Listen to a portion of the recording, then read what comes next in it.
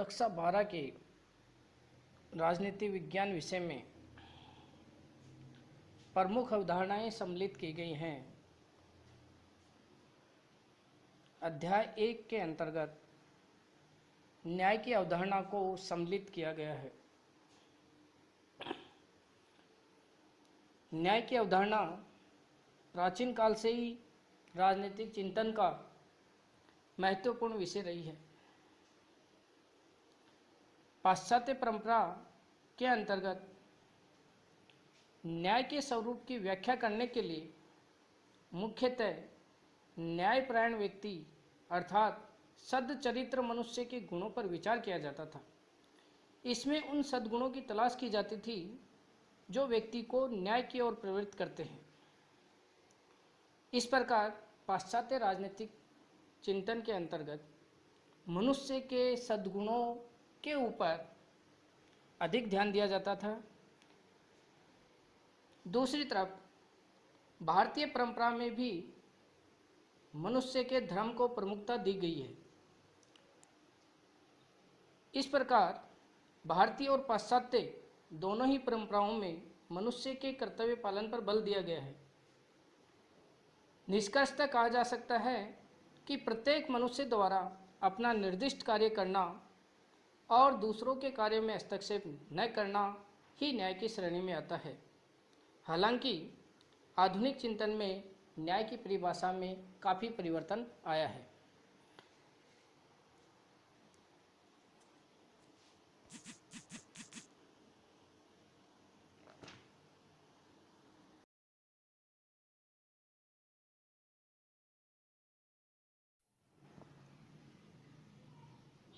न्याय की व्याख्या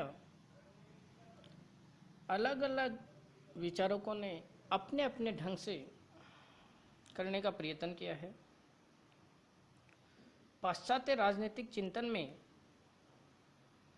न्याय के अर्थ को स्पष्ट करने का सर्वप्रथम प्रयास यूनानी दार्शनिक और राजनीतिक विचारक प्लेटो ने किया था। प्लेटो ने अपने दर्शन में न्याय प्रत्यय को मनुष्य का आत्मीय गुण माना है, अर्थात प्रत्येक मनुष्य जो है और उसकी आत्मा का जो गुण है, प्रमुख गुण जो है वह माना है। उनके अनुसार ये वह सद्गुण है जिससे प्रेरणा लेकर के प्रेरित होकर के प्रत्येक मनुष्य सभी की भलाई में अपनी भलाई भी खोजता है, अर्थात ढूंढता है। प्लेटो से लेकर के अब तक के जितने भी चिंतक हुए हैं उन्होंने न्याय को राजनीतिक और नैतिक प्रत्यय के रूप में माना है। इसी प्रकार न्याय व्यक्ति का निजी चारित्रिक गुण है तो दूसरी तरफ न्याय राजनीतिक समाज का वांछनीय गुण भी माना गया है। न्याय नैतिक, सामाजिक एवं राजनीतिक निर्णय को प्रभावित करने वाला तत्व भी है, अर्थात न्याय सामाजिक, राजनीतिक, नैतिक क्षेत्र में जो भी निर्णय लिए जाते हैं उन सबको प्रभावित करने वाला प्रमुख तत्व है। मध्यकाल के अंतर्गत प्रमुख ईसाई विचारक ऑगस्टाइन व संत थॉमस एक्विनोस ने भी न्याय की व्याख्या अपने ढंग से की है। आधुनिक काल के अंतर्गत आधुनिक चिंतन के प्रारंभिक चरण में Hobbes, Hume, Karl Marx, Kant और मिल ने अपने चिंतन में न्याय को प्रमुख स्थान दिया है। समकालीन राजनीतिक विचारकों में जॉन रॉल्स ने न्याय को एक नवीन स्वरूप में प्रस्तुत किया है।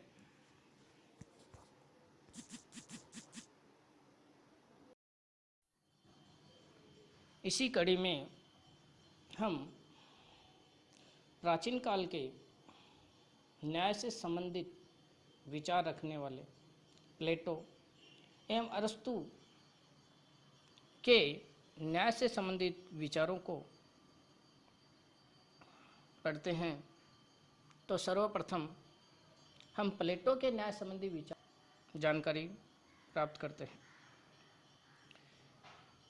प्लेटो का न्याय से तात्पर्य था कि कोई भी व्यक्ति अर्थात प्रत्येक व्यक्ति अपना निर्दिष्ट कार्य करे और दूसरे के कार्य में हस्तक्षेप नहीं करे।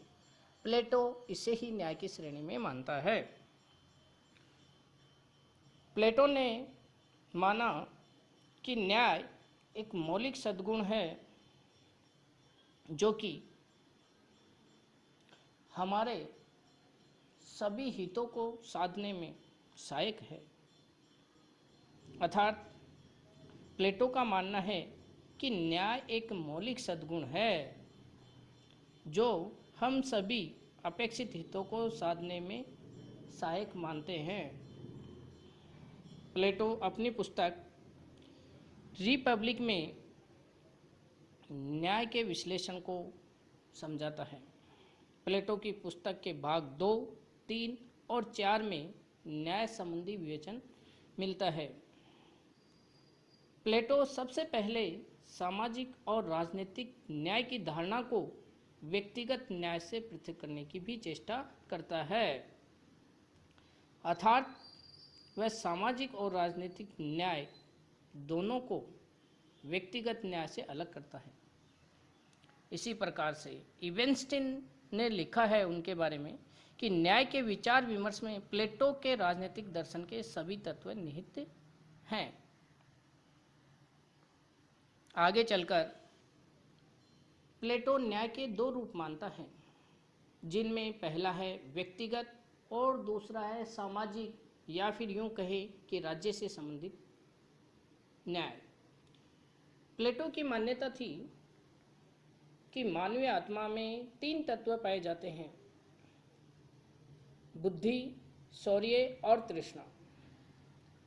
इन तीनों तत्वों की मात्रा के अनुसार ही वह राज्य और समाज में 3 वर्गों की भी स्थापना करता है। अर्थात मानवीय आत्मा के जो 3 तत्व है, बुद्धि, शौर्य और तृष्णा, इन्हीं के आधार पर वह राज्य और समाज में भी 3 वर्गों की स्थापना करता है। प्लेटो आगे बतलाते हैं कि पहला वर्ग जो कि शासक वर्ग के नाम से जाना जाता है, उसमें बुद्धि का अंश सर्वाधिक पाया जाता है। दूसरा सैनिक या रक्षक वर्ग, जिसमें शौर्य एवं साहस तत्व अपेक्षाकृत अधिक मात्रा में पाया जाता है। तीसरा उत्पादक या सहायक वर्ग, जिसमें इंद्रिय, तृष्णा व इच्छा तत्व की अधिकता पाई जाती है। इसी के साथ प्लेटो का यह भी मानना है कि सभी मनुष्यों में तीनों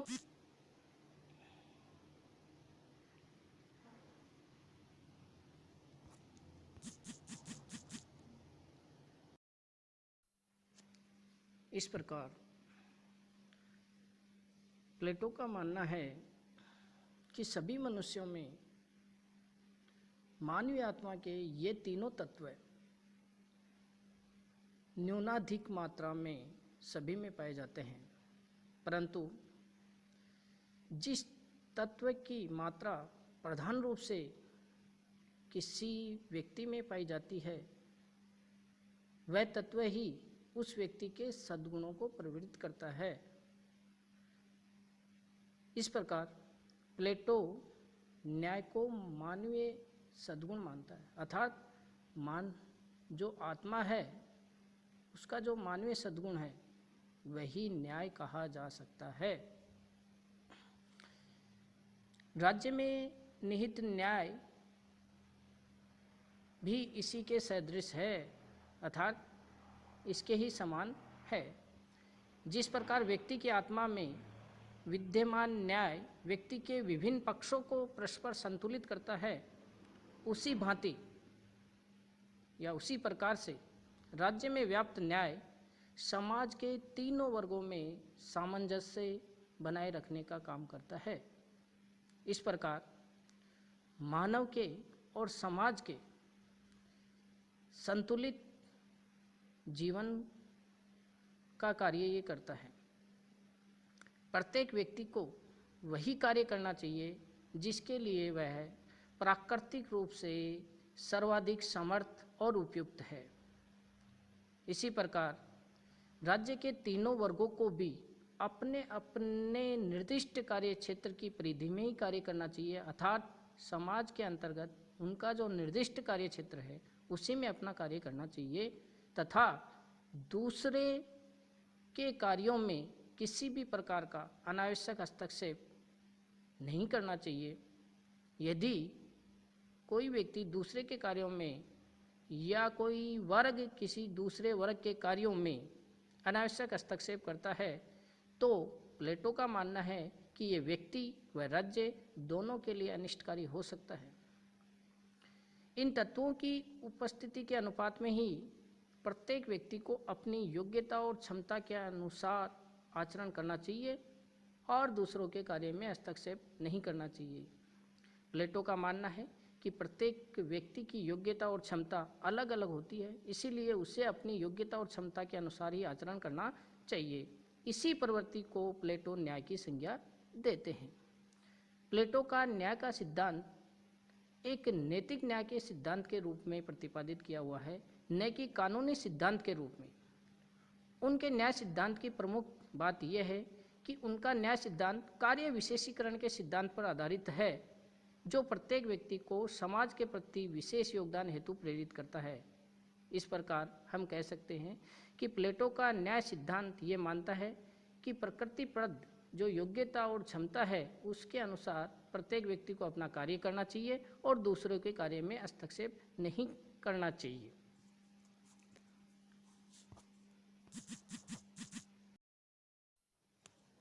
अब हम चर्चा करते हैं प्लेटो के शिष्य अरस्तु की।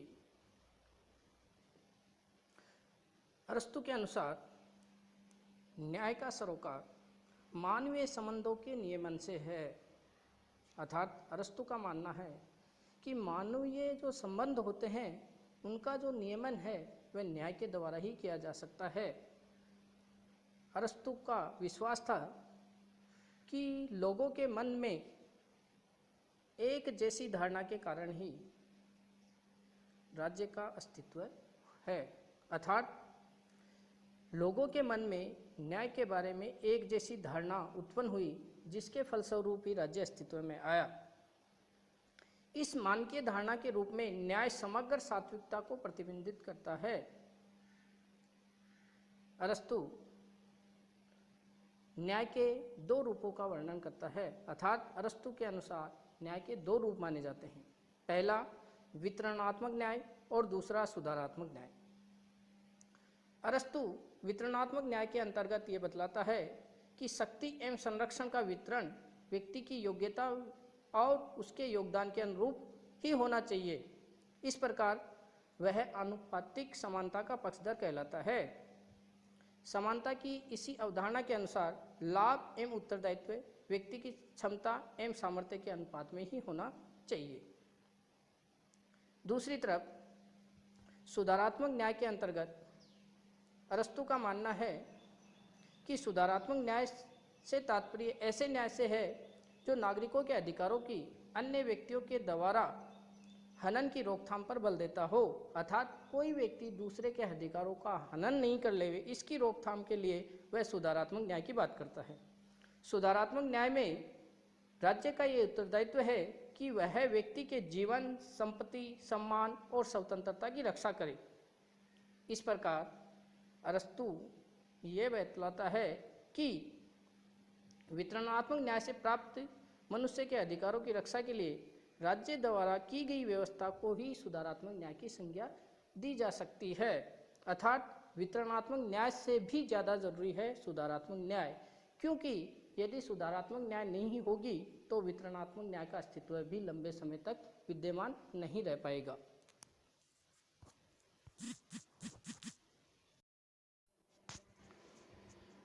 प्राचीन काल के बाद मध्यकाल में न्याय संबंधी विचारों में प्रमुख रूप से संत ऑगस्टाइन एवं थॉमस एक्विनास का नाम आता है। संत ऑगस्टाइन ने अपने ईश्वरीय राज्य के सिद्धांत के अंतर्गत न्याय को सबसे महत्वपूर्ण तत्व बताया। उनकी रचना है द सिटी ऑफ गॉड इस रचना के अंतर्गत उन्होंने लिखा है, जिन राज्यों में न्याय विद्यमान नहीं है वे केवल चोर उच्चकों की खरीद फरोख्त हैं।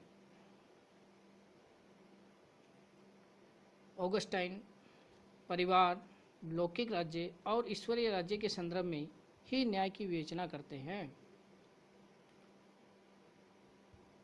व्यक्ति द्वारा ईश्वरीय राज्य के प्रति कर्तव्य पालन को ही वह न्याय मानते हैं। इसका अभिप्राय यह है कि ऑगस्टाइन का मानना है कि ईश्वरीय राज्य के प्रति जो कर्तव्य पालन है वही व्यक्ति और राज्य का न्याय है। मध्यकाल में थॉमस एक्विनोस कानून और न्याय को परस्पर संबंधित मानते हुए न्याय की परिभाषा निम्न प्रकार से करते हैं। न्याय एक व्यवस्थित और अनुशासित जीवन व्यतीत करने तथा उन कर्तव्यों का पालन करने में निहित है जिनकी व्यवस्था मांग करती है। इस प्रकार थॉमस एक्विनोस समानता को न्याय का मौलिक तत्व मानते हैं।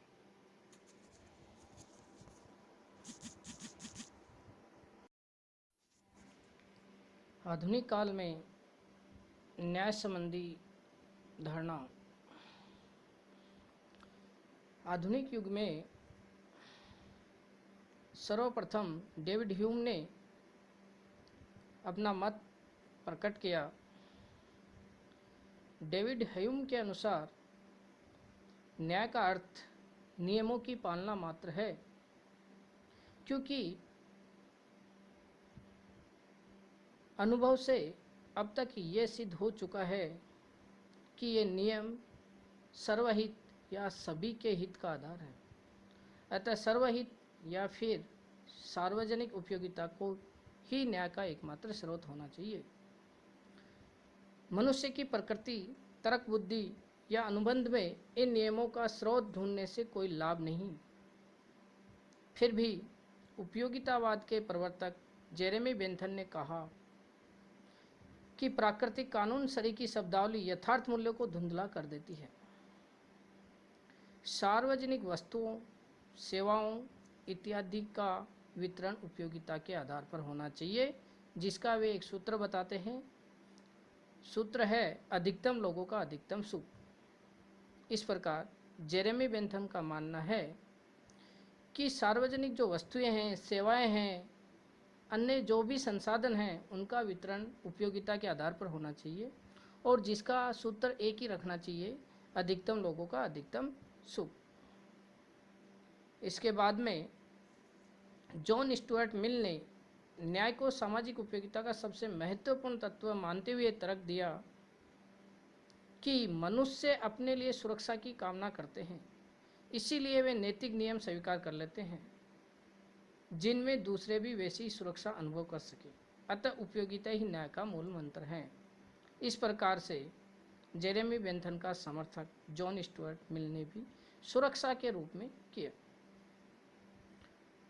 वर्तमान में प्राकृतिक कानून या कोरी उपयोगिता पर आधारित न्याय की संकल्पना में विश्वास नहीं किया जाता है। वस्तुतः प्राकृतिक कानून के नियमों, प्राकृतिक अधिकारों या सार्वजनिक उपयोगिता के स्वरूप के बारे में कोई भी सर्वसम्मत मान्यता अब तक विकसित नहीं हुई है। आज न्याय के संबंध में केवल ऐसी संकल्पना को ही स्वीकार कर सकते हैं जिसका निर्माण जीवन के सामाजिक, आर्थिक, राजनीतिक यथार्थ को सामने रखकर किया गया हो।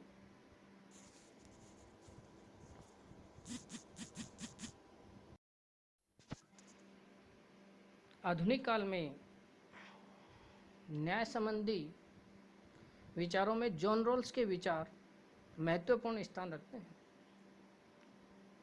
जॉन रॉल्स ने अपनी पुस्तक ए थ्योरी ऑफ जस्टिस में आधुनिक परिप्रेक्ष्य में सामाजिक न्याय का विश्लेषण किया है। जॉन रॉल्स न्याय के उस परंपरागत विचार से असंतुष्ट हैं जो एक सामाजिक संस्था को न्यायप्रद बनाने को बल देते हैं। वे इस बात से भी असहमत हैं जिसमें परंपरागत न्याय के प्रतिपादक राजनीतिक एवं सामाजिक नीतियों को सही ठहराते हैं। जॉन रॉल्स ने उपयोगितावादियों के अधिकतम व्यक्तियों के अधिकतम सुख पर आधारित न्याय की धारणा को त्रुटिपूर्ण बताया और साथ में ये भी बताया कि उनका ये सिद्धांत बहुमत की अल्पमत पर तानाशाही स्थापित करता है। जॉन रॉल्स संवैधानिक लोकतंत्र में न्याय के दो मौलिक सिद्धांतों की बात करते हैं, अर्थात उनके दो सिद्धांत इस प्रकार हैं। पहला, अधिकतम स्वतंत्रता स्वयं स्वतंत्रता की सुरक्षा के लिए आवश्यक है। अधिकतम स्वतंत्रता स्वयं स्वतंत्रता की सुरक्षा के लिए आवश्यक है। इस सिद्धांत के अंतर्गत प्रत्येक व्यक्ति को व्यापक स्वतंत्रता प्राप्त होती है जो उस जैसे अन्य व्यक्तियों को भी उपलब्ध रहती है, अर्थात प्रत्येक व्यक्ति को समान मात्रा में स्वतंत्रता प्राप्त होती है।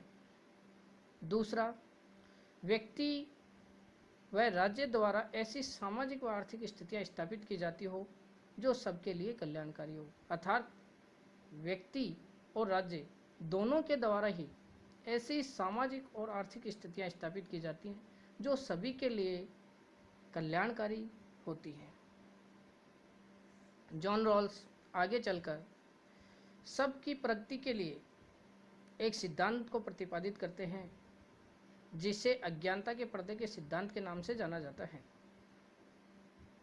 जॉन रॉल्स के अनुसार न्याय के नियमों का निर्माण करने से पूर्व समस्त मनुष्य अज्ञानता के पर्दे के पीछे आ जाते हैं, अर्थात वे अपनी उस मूल स्थिति में आ जाते हैं, उस मूल स्थिति में जहां वे योग्यताओं, इथों, क्षमताओं आदि सभी में समान दिखाई देते हैं। इस स्थिति में न्याय की सर्वप्रथम मांग ये होती है सबको समान स्वतंत्रता तथा अवसरों की उचित समता। सबको समान स्वतंत्रता तथा अवसरों की उचित समता। इस प्रकार जीवन की मूलभूत आवश्यकताओं से जुड़ी वस्तुओं का बिना किसी भेदभाव के समान वितरण हो। इस नियम से तभी विलग हुआ जा सकता है जब इससे हीनतम को अधिकतम लाभ मिलता हो। इस प्रकार जॉन रॉल्स आधुनिक काल में न्याय संबंधी विचार करने वाले वे विचारक हैं जिन्होंने अपने दो नैतिक सिद्धांतों की प्रतिस्थापना की और साथ में ही सबकी प्रगति के लिए अज्ञानता के पर्दे के सिद्धांत को भी विकसित किया।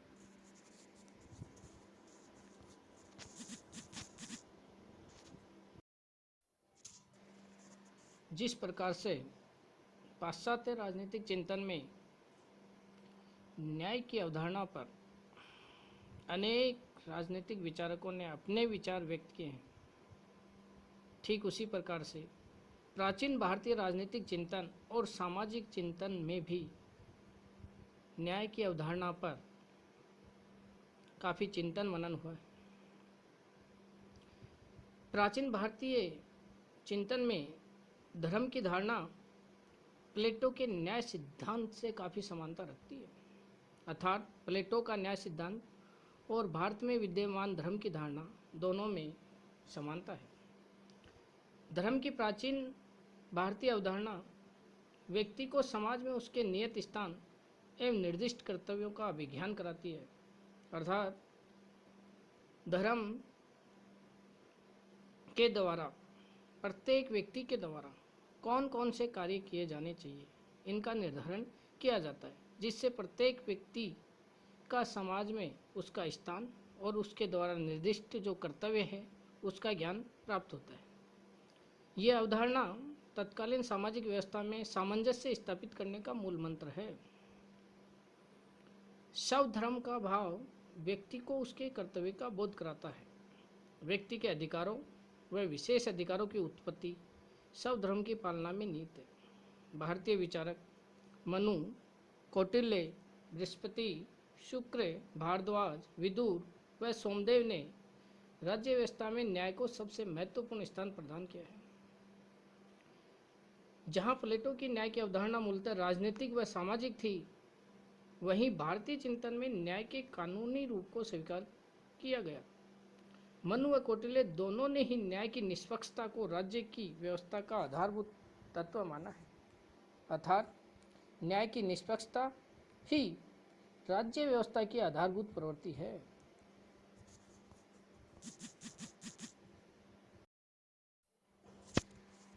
अब हम चर्चा करते हैं न्याय के विविध रूपों की। परंपरागत रूप में न्याय की दो अवधारणाएं नैतिक और कानूनी विद्यमान थी, परंतु वर्तमान में सामाजिक और आर्थिक न्याय की धारणा भी महत्वपूर्ण हो गई है। इस प्रकार वर्तमान में नैतिक न्याय, कानूनी न्याय, राजनीतिक न्याय, सामाजिक न्याय, आर्थिक न्याय इस प्रकार से प्रचलन में है। नैतिक न्याय के अंतर्गत कहा जा सकता है कि न्याय की मूल धारणा नैतिकता पर आधारित है, जिसमें कुछ सर्वव्यापक, अपरिवर्तनीय तथा अंतिम प्राकृतिक नियम हैं जो व्यक्तियों के आपसी संबंधों को निरूपित करते हैं। इन प्राकृतिक नियमों और प्राकृतिक अधिकारों पर आधारित जीवन व्यतीत करना ही नैतिक न्याय है। इस प्रकार कहा जा सकता है कि प्राकृतिक नियम जो हैं और प्राकृतिक अधिकार जो हैं उन पर आधारित जीवन व्यतीत करना ही नैतिक न्याय की श्रेणी में आता है। जब व्यक्तियों का आचरण सदाचारी होता है तो उसे नैतिक न्याय की अवस्था भी कहा जा सकता है, जबकि जब व्यक्ति का आचरण नैतिकता से परे होता है तो उसे नैतिक न्याय के विरुद्ध माना जाता है। भूतकाल से लेकर वर्तमान तक सभी चिंतक सत्य, करुणा, अहिंसा, वचनबद्धता, उदारता आदि गुणों को नैतिक सिद्धांत मानते हैं। इस प्रकार नैतिक न्याय के अंतर्गत प्राकृतिक नियम और प्राकृतिक अधिकार काफी महत्वपूर्ण स्थान रखते हैं। दूसरा, कानूनी न्याय के अंतर्गत राजनीतिक व्यवस्था में कानूनी व्यवस्था को न्याय व्यवस्था भी कहा जाता है, अर्थात ये इसका पर्याय है। इसमें वे सभी नियम और कानून शामिल हैं जिनका नागरिक अर्थात देशवासी स्वाभाविक रूप से अनुसरण करते हैं। कानूनी न्याय की अवधारणा दो बातों पर बल देती है, जिसमें प्रथम है सरकार द्वारा निर्मित कानून न्यायोचित होने चाहिए, अर्थात सरकार द्वारा निर्मित जो कानून हैं वे न्यायोचित होने चाहिए। दूसरा, सरकार द्वारा ऐसे कानूनों को न्यायपूर्ण ढंग से लागू करना चाहिए। कानूनों के उल्लंघन की स्थिति में निष्पक्ष सजा का भी प्रावधान किया जाना चाहिए। इस प्रकार हम देखते हैं कि कानूनी न्याय के अंतर्गत जिस राजनीतिक व्यवस्था में नियम, कानून, कायदे सरकारों द्वारा न्यायोचित बनाए जाएं और उन्हें न्यायपूर्ण ढंग से भी लागू किया जाए।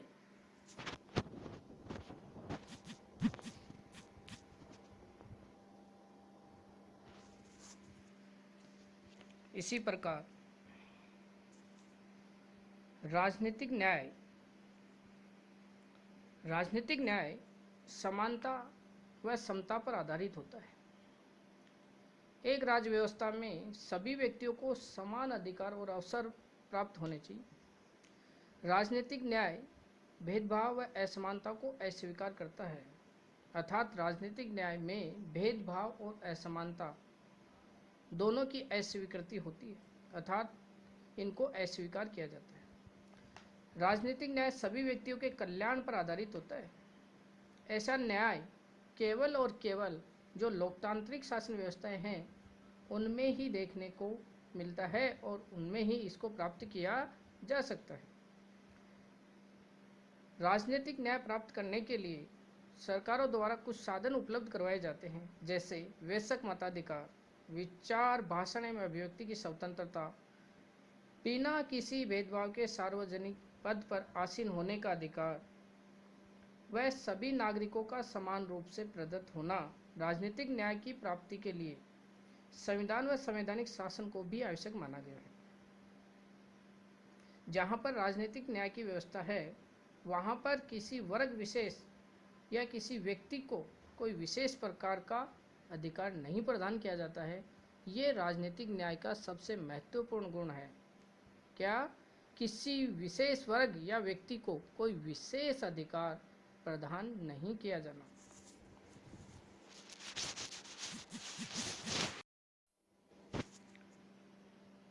न्याय के अन्य रूपों में सामाजिक न्याय की अवधारणा भी काफी महत्वपूर्ण है। सामाजिक न्याय के अंतर्गत समाज में ऐसी व्यवस्था पर बल दिया जाता है जिसमें सामाजिक स्थिति के आधार पर व्यक्तियों में किसी भी प्रकार का भेदभाव न हो और प्रत्येक व्यक्ति को अपने व्यक्तित्व का विकास करने के लिए पूर्ण अवसर प्राप्त हो। राज्य द्वारा व्यक्ति के अच्छे जीवन के लिए आवश्यक परिस्थितियां उत्पन्न करना राज्य का कर्तव्य है।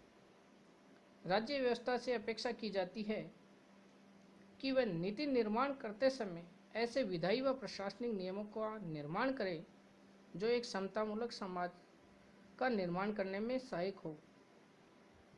जॉन रॉल्स ने सामाजिक न्याय को विशेष महत्व दिया। सामाजिक न्याय के अभाव में समानता व स्वतंत्रता जैसे मूल्यों का कोई अर्थ नहीं रह जाता। इसी प्रकार आर्थिक न्याय का उद्देश्य है समाज में आर्थिक समानता स्थापित करना, किंतु व्यवहार के अंतर्गत अगर देखा जाए तो आर्थिक समानता ला पाना संभव नहीं है। आर्थिक न्याय का सिद्धांत इस बात पर बल देता है कि आर्थिक संसाधनों का वितरण करते समय राज्य व्यवस्था को व्यक्ति की आर्थिक स्थिति का ध्यान रखा जाना चाहिए।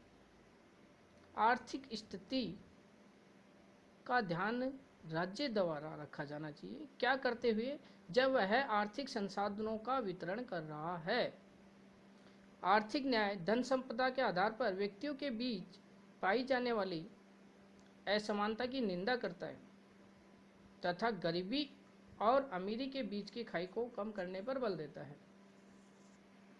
आर्थिक विषमता को दूर करने के लिए और आर्थिक न्याय के लक्ष्य की प्राप्ति के लिए व्यक्तिगत संपत्ति के अधिकार को सीमित करने की आवश्यकता है, अर्थात उस पर कुछ पाबंदी लगाने की जरूरत है। ये विचार व्यक्तिवादी विचारकों के हैं। समाजवादी विचारकों के अनुसार आर्थिक विषमता गरीब और अमीर के बीच की खाई को और अधिक गहरी कर देती है, जिससे समाज में सदैव वर्ग संघर्ष की स्थिति बनने की संभावना रहती है। इस प्रकार देखा जाए तो हम कह सकते हैं कि आर्थिक न्याय को वास्तविक रूप में प्राप्त करना कठिन ही नहीं, बिल्कुल असंभव सा प्रतीत होता है। परंतु समाज के अंतर्गत अमीर और गरीब के बीच की खाई को यथासंभव सरकारों के द्वारा पाटने का कार्य करना चाहिए।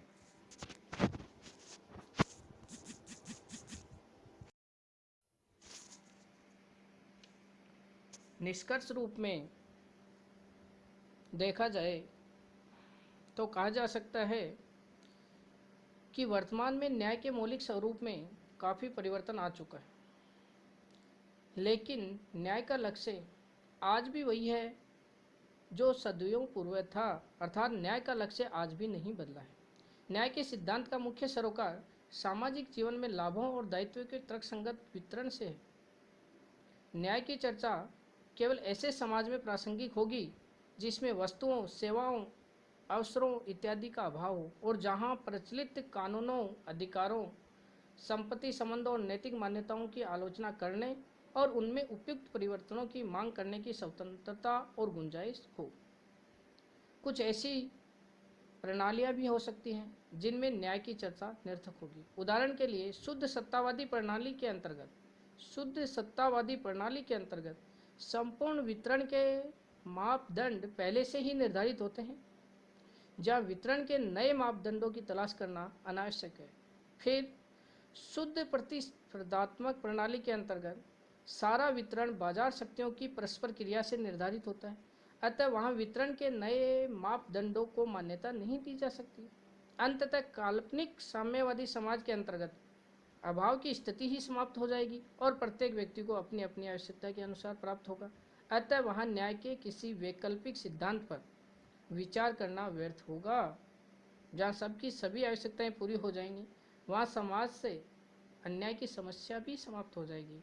इस प्रकार हम कह पा रहे हैं कि न्याय की अवधारणा प्राचीन काल से लेकर के आधुनिक काल तक हमेशा चर्चा का विषय रही है और रहेगी।